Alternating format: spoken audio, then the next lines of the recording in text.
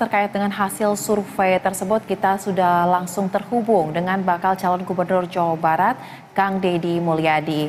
Assalamualaikum, selamat sore Kang Deddy. Waalaikumsalam, selamat sore, Sampurasun. Sampurasun, salam sehat ya Kang Del. Alhamdulillah baik. Baik. Terima kasih telah meluangkan waktu bersama kami di Berita Satu Sore. Pertama-tama, Kang Demul, tanggapan dong dari hasil elektabilitas yang sudah dirilis oleh indikator politik. Ternyata capaiannya tinggi banget dibandingkan dengan 3 pasangan calon lagi. Tanggapannya seperti apa nih? Yang pertama bahwa panggilan saya di Jawa Barat KDM, Kang Deddy Mulyadi ya, bukan Kang Duda Merana. Baik.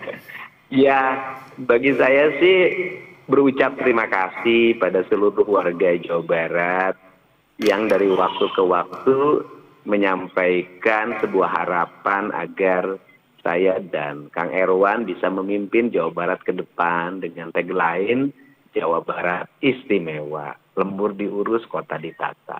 Yang kedua, bagi saya capaian survei ini bukan hal yang terlalu mengejutkan. Karena apa?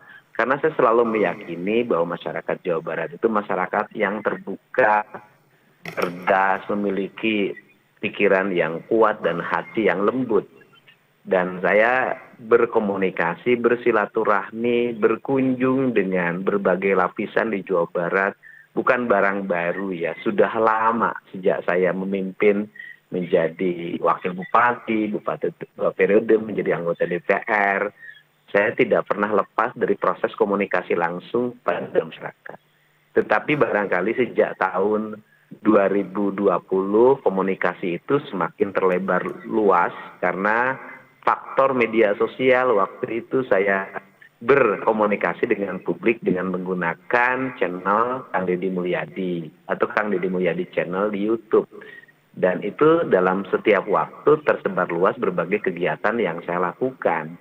Dan publik mulai mengenal apa yang saya lakukan. Akhirnya berbagai isu negatif yang selama ini selalu dilempar ke masyarakat bisa terjawab dengan aktivitas-aktivitas sosial. Ya barangkali itu saja yang terjadi pada saat ini di Jabar. Ditambah lagi sentimen agama yang biasa menjadi isu-isu pemilu ada sih sekarang, tetapi tidak terlalu berkembang karena publik barangkali sudah jenuh dengan politik yang selalu menggunakan sentimen sara. Baik. Dan Kang Demul, sebenarnya kita juga tahu ya Kang Demul ini secara track record sudah sangat berpengalaman lah, baik di kursi eksekutif dan juga di kursi legislatif. Tetapi untuk maju di Pilgub Jawa Barat ini, bagaimana cerita awalnya? Apa yang ingin dicapai atau bagaimana kisahnya hingga akhirnya benar-benar maju di Jabar? Ya, yang pertama sih kalau disebut pengalaman enggak lah. Karena secara nuraniah dan secara alamiah memang kehidupan saya keseharian dunianya adalah dunia politik dan birokrasi. Dari kegiatan politik legislatif kabupaten akhirnya masuk legislatif, masuk eksekutif menjadi wakil bupati dan kemudian menjadi legislatif lagi 1 periode dan sekarang terpilih lagi tetapi saya mundur untuk pencalonan gubernur. Ya, saya memahami karena saya setiap hari berkumpul dengan warga, hidup di tengah-tengah warga. Keliling saya adalah keliling ke rumah-rumah warga. Saya paham betul siapa yang terjadi di Jawa Barat. Yang pertama, infrastruktur yang belum merata sampai ke pelosok desa.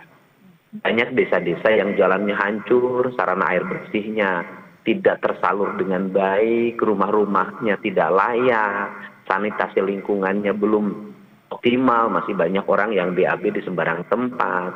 Kemudian banyak sekolah yang tidak ada bangkunya, banyak sekolah yang sudah mau roboh bahkan roboh. Kemudian PPDB selalu menjadi kisruh karena jumlah ruang kelas SD dan SMP dan SMA tidak seimbang sehingga banyak orang tua yang menangis setelah anaknya masuk di kelas disuruh pulang lagi gara-gara kurang 7 langkah oleh faktor zonasi. Kemudian juga layanan kesehatannya belum optimal karena rumah sakit rujukan yang dianggap besar itu hanya 1, Rumah Sakit Hasan Sadikin. Sehingga saya sering menemukan kasus di mana orang dioperasi nganti 8 bulan sehingga penyakitnya makin parah. Ini kan problem sosial yang harus terselesaikan dengan integrasi pembangunan dari pusat sampai ke desa. Yang berikutnya juga jumlah industri Jawa Barat pesat tetapi tingkat penganggurannya tinggi. Karena tidak match-nya antara pendidikan dengan kesempatan kerja, serta kualitas yang dihasilkan pendidikan di Jabar dengan ruang bekerja di perusahaan. Itu juga disebabkan oleh faktor rata-rata manajer atau pemegang jabatan penting itu banyak yang bukan orang Jawa Barat. Bukan berarti memilah, bukan seperti itu. Artinya ke depan diperlukan tenaga-tenaga kerja di Jawa Barat diarahkan pada tenaga-tenaga engineering dan kelompok profesional lainnya, sehingga ketika industrialisasi tumbuh, mereka menjadi kelas menengah industri yang bisa menggerek saudara-saudaranya yang ada di kampung untuk bekerja di sektor industri. Nah, kalau industrinya sudah tumbuh dengan pesat dan masyarakat yang bekerjanya adalah masyarakat di Provinsi Jawa Barat, berdomisili di Jawa Barat dan warga Jawa Barat, maka saya harapkan juga nanti ke depan orang Jawa Baratnya kreatif pada sektor UMKM. Jadi saya ingin dong kalau industri berkembang, tukang nasi gorengnya itu orang Garut, industri berkembang, tukang pecel lelenya itu orang Banjar, industri berkembang, kemudian rumah makannya adalah rumah makan orang Bogor. Nah, kemudian industri berkembang, konveksinya dari Sukabumi. Nah, industri berkembang, berbagai kebutuhan ekonomi sayurannya dipenuhi dari Bandung. Nah, saya harapkan seperti itu siklusnya berjalan. Nah, kita tahulah kebutuhan akan protein saja, tapi kita masih banyak mendatangkan dari luar Jawa Barat. Nah, ke depan kita harus integrasikan seluruh sektor itu dengan baik, agar apa? Agar siklus ekonomi tumbuh bersama-sama dengan tumbuhnya kreativitas publik. Nah, yang berikutnya juga problem orang Jawa Barat ini ada perilaku yang harus segera dibenahi, yaitu kajenting tekor asal sohor. Nah, ini ya, perilaku konsumtif itu berdampak pada angka pinjaman online-nya tinggi. Kemudian angka pinjaman bank emok, gitu kan, bank kelilingnya juga tinggi. Nah, ini berdampak pada angka kemiskinan. Selain itu juga masih banyak pernikahan yang di bawah umur itu terjadi. Nah, setelah itu terjadi perpisahan. Ketika terjadi perpisahan menjadi beban ibunya atau bapaknya atau orang tuanya, sehingga orang tuanya menanggung beban biaya perkawinan, menanggung beban biaya kelahiran, menanggung beban biaya perceraian, menanggung beban ekonomi yang begitu berat untuk pendidikan cucu-cucunya. Ini selalu saya temui loh dalam setiap waktu. Sehingga ke depan pendidikan harus mengarahkan pada karakteristik masyarakat Jawa Barat menjadi masyarakat produktif. Nah, selain itu sampah menjadi problem juga. Nah, ini kebersihannya belum tertata dengan baik, kota-kotanya, desa-desanya. Sehingga saya arahkan nanti di 5X Keresidenan, saya ingin mendorong terbangunnya pembangkit listrik tenaga sampah. Ya. Sumbernya dari sampah, sehingga problem sampah selesai. Baik, Kang Demo, Anda menjelaskan sangat komprehensif, sepertinya memang sangat memahami apa yang terjadi, kompleksitas yang terjadi di Jawa Barat ya. Tetapi jika kita lihat dari semua yang Anda paparkan, apakah sudah dirangkum nih oleh Demul Erwan? Apa yang menjadi program unggulan untuk warga Jabar, sehingga nanti ketika memang dipercaya, diberikan amanat tersebut akan langsung dieksekusi? Ya, saya punya pengalaman jadi bupati, Mbak, 2 periode. Saya sudah ngerti betul bagaimana mengkonstruksi anggaran. Sebenarnya anggaran kita ini cukup selama ini, tetapi belanjanya yang tidak tepat. Kita jujur-jujuran deh. Di belanja birokrasi ini seringkali membelanjakan belanja bukan pada kebutuhan publik. Seringkali senang di wilayah administratif. Saya berikan contoh kecil saja. Penanganan stunting atau gizi buruk.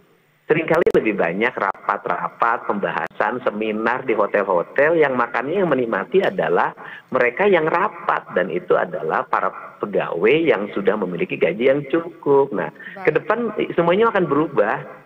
Postur APBD-nya akan berubah, bukan hanya provinsi loh. Kabupaten kota juga akan berubah karena nanti akan diintegrasikan. Jadi kita akan memfokuskan apa sih yang menjadi prioritas kebutuhan warga, itulah yang menjadi prioritas APBD.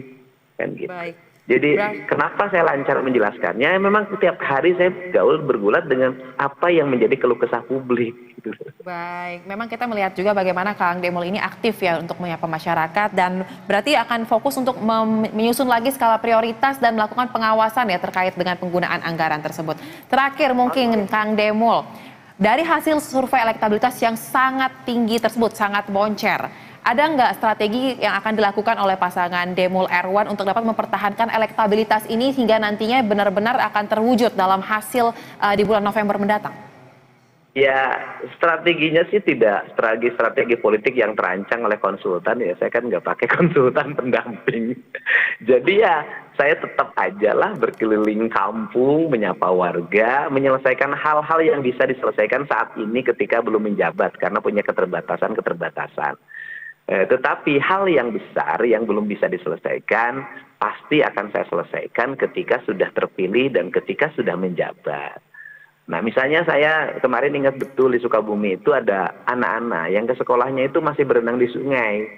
Itu saya sudah sampaikan, mudah-mudahan ketika Tank terpilih, saya akan mengupayakan berbagai kalangan untuk berpartisipasi membangun jembatan itu secara swadaya sebelum saya dilantik, kan gitu loh. Ini yang ingin dilakukan. Kenapa? Karena saya tidak ingin masyarakat Jawa Barat ini selalu menunggu sebuah janji, tetapi saya ingin merealisasikan hal-hal yang bisa direalisasikan, mana yang bisa dilakukan dengan partisipasi publik secara langsung, mana yang bisa dilakukan melalui pendekatan-pendekatan anggaran.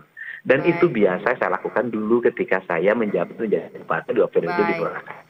Baik, kita nantikan seperti apa perjalanan untuk menuju ke Pilgub Jabar 2024. Terima kasih bakal calon Gubernur Jawa Barat, Kang Deddy Mulyadi telah berbagi bersama kami di Berita Satu Sore. Salam sehat. Terima kasih, salam untuk semuanya, semoga sehat selalu.